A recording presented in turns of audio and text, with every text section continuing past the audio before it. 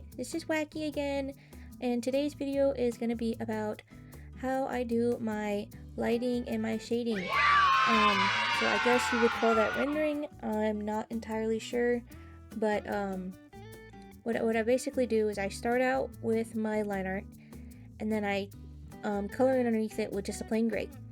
I think that helps you like get an idea, and it what is it called? It like sticks out from the canvas. That's what other people say, but I'll start out with a gray, and then I'll go on another layer, and it'll be on a clipping mask, so it doesn't bulge out of the drawing or whatever, and it'll be like a yellow. I like to do it with a yellow, but you can change the color afterwards, or to whatever color you want in general at the beginning, based on what colors you're using as the the base colors. But I like to start out with a light yellow, so I can see it good, and then I will use the lasso tool, the lasso fill tool is what it's called, I think, and I will start blocking out the shapes of the light, where the lighting's coming from. That's important. I guess I'll put a little graphic up here to show like that. You can also base it off of like whatever photo you're using as your reference image. Please don't use other people's arts for your reference. Like you can reference like style and stuff, that's fine, but like don't like reference another artist's like drawing. I think generally if you're referencing like a little bit of a pose or lighting for a photo, that's okay. You don't want to copy it one for one. That is theft. Even on like photography, it's still theft. You have to make it transformative in order to like make it your own. But that's besides the point. I don't know why I went on a tangent about that. I guess I didn't want anyone to get the wrong idea.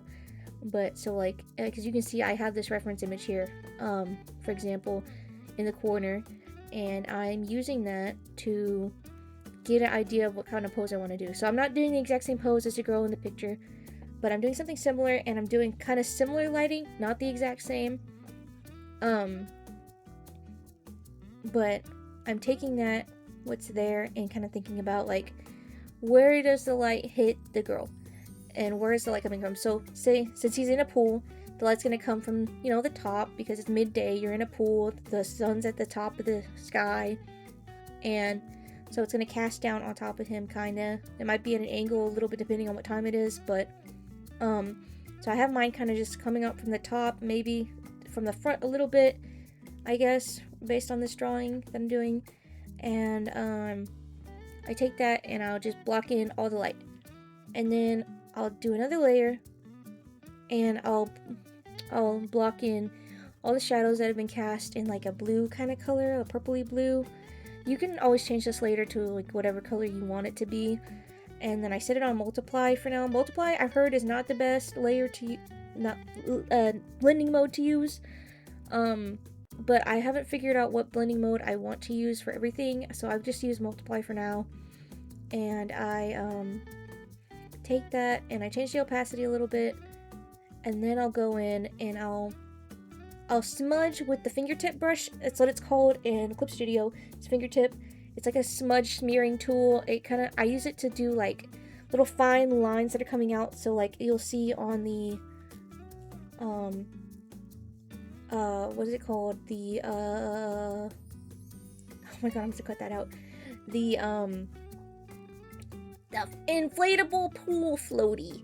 There's little creases in it, and so I'll take the smudge tool and I'll kind of smudge around the lines that kind of like go to the creases, and I'll make them look a little blurred on the edge, but not, they're still kind of sharp.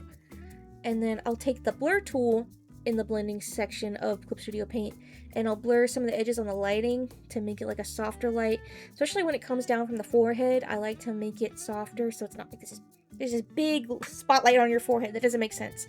So it's a lot softer. And then certain areas where like fur is, where there's lines of fur, I would like to have it a little bit sharper.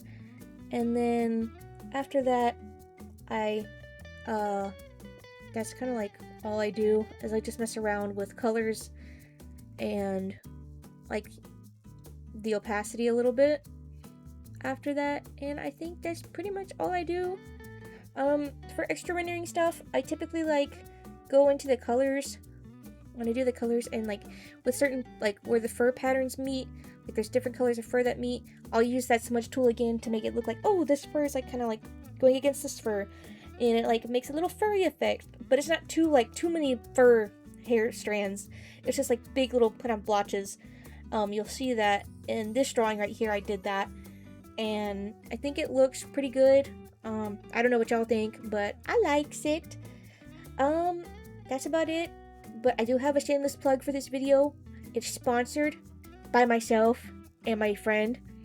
We have a art Discord server where it's pretty small, so we get to like compliment everybody's art that we see in there, because there's not a lot of people so far. So you will be seen there, and we will probably follow you on the gram if you have a gram. I don't use really any other social media, so won't be able to follow you there, but I will follow you on the gram if you join the server and post some art. So that's cool. I like to follow people on the gram. I only follow like 30 people right now, so I need more stuff in my feed. And we have a strict no AI policy. Even if you have an AI profile picture, you're getting banned. Banned. We had to ban somebody today because of that. And I have like close watch on that, since I'm only in school right now. I can kind of pay attention to that kind of stuff. But there are other moderators, and I think once the server gets a little bit bigger, we will open a moderator applications. Generally, we have a lot of VCs in there, just me and my friends, but y'all are welcome to join the VCs. Just don't act weird. And it's 18 plus only. That's a big rule. I forgot to mention that. 18 plus only. There's no stuff in there. There's like, the big rule is like you can't post NSFW, but we do want it to be only adults. So that's another big rule, is you have to be 18 plus to join. You have to follow Discord TOS and no AI. And there will be a art criticism channel, like if you want someone to critique you, but only critique someone if they're asking in that channel. That's another big rule. Those are all the rules, and that's pretty much everything. Yeah. Bye-bye. Join the server.